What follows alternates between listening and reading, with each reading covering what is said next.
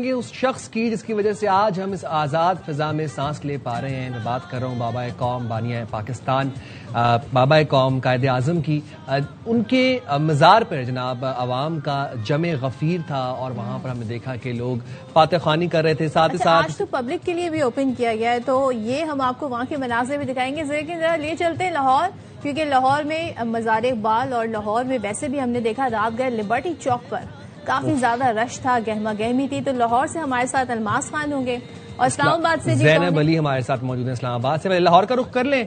تو جناب لاہور کا پہلے رخ کر لیتے ہیں. الماس ہمارے ساتھ موجود ہیں. الماس، کیسا جوش و خروش دیکھ رہے ہیں عوام میں، اور رات گئے جو لبرٹی چوک پہ تقریب کا انعقاد کیا گیا تھا اس کے ذرا کچھ مناظر ہمیں بتائیں.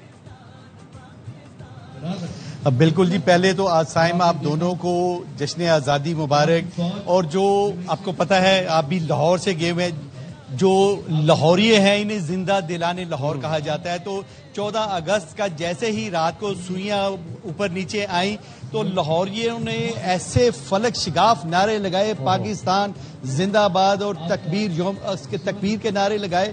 تو وہ مناظر واقعی ہی دیکھنے والے تھے. اور پھر آپ نے کہا کہ لبرٹی والے گول چکر میں تو بہت شاندار سٹیج لگایا گیا تھا، اور پاکستان کے ملک بھر سے جو ٹاپ کے سنگرز تھے وہ وہاں پر موجود تھے. اور وہ چوک سائم آپ نے دیکھا ہے بہت ہی بھرا ہوا تھا، اور انتہائی خوبصورت لوگوں میں جذبہ نظر آ رہا تھا. اور یہ جذبہ ویسے تو ہم 1947 سے یہ یوم پاکستان اور 14 اگست مناتے آ رہے ہیں، لیکن جو مئی 2025 کے بعد سے ہم نے منانا شروع کیا اس کی تو مثال ہی نہیں ملتی. اور اس کے بعد سے جب یہ اس مرتبہ سعودیہ، ترکیہ اور پاکستان کا امن معاہدہ ہوا اور اس میں ایک نئی جان بھر دی، جو لاہوریے ہیں وہ تو بالکل آپے سے باہر ہی ہمیں نظر آئے کہ وہ اس طرح سے یوم آزادی پاکستان منا رہے تھے. اور اسی حوالے سے وہ جو آپے سے باہر جنہیں آپ کہہ رہے ہیں وہ ہر جگہ پائے جاتے ہیں. اب وہ ایک خاص کیفیت ہوتی ہے، وہ کراچی میں بھی پائے جاتے ہیں، پشاور میں بھی. تو ایک کانسیپٹ ہے. ہاں، وہ منزلیں تو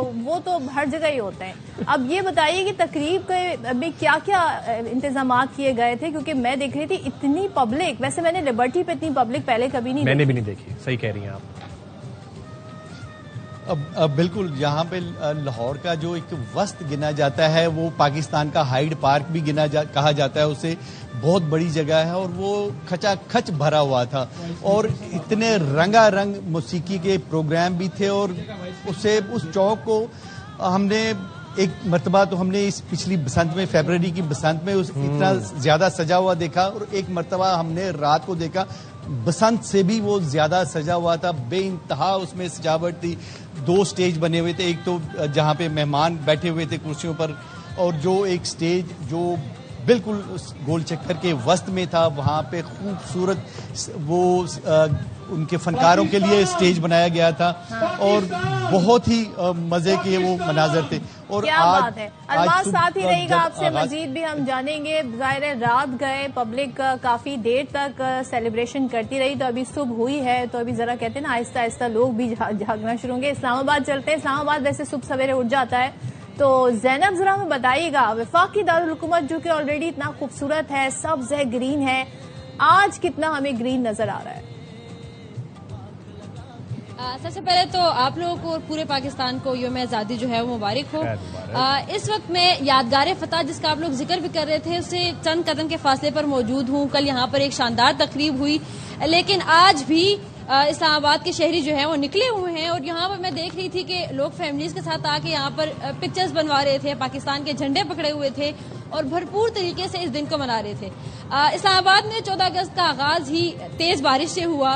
لوگ جو ہے صبح نکلے ہوئے تھے، لیکن جب بارش ہوئی تو لوگوں کی تعداد میں تھوڑی کمی دیکھنے کو ملی. لیکن ابھی بارش جو ہے واپس تھم چکی ہے، سردی جو ہے اس کو بھی محسوس کیا جا رہا ہے.